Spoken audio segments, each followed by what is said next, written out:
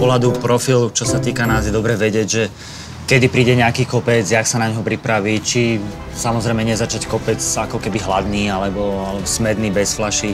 Čiže naozaj je dôležité vedieť, čo ťa čaká v ten deň, tú etapu a podľa toho profilu sa dá veľa zistiť. Nám nechodí žiadne auto, tak je fajn aspoň si podľa toho rozhodnúť ako s jedlom. Keď viem, že za 20 km alebo za 25 km nebude nič, tak si zoberiem trochu viacej jedla.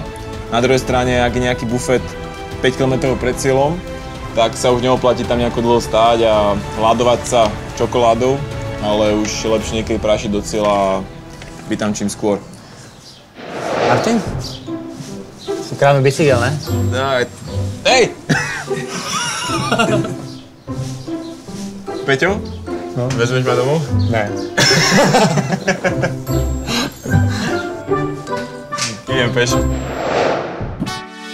Poďte to s nami roztočiť na 3. ročník Škoda Bike Open Tour. Je jedno, či ste profík, hobík, alebo sa chcete zabaviť s rodinou a povzbudiť svojich favoritov.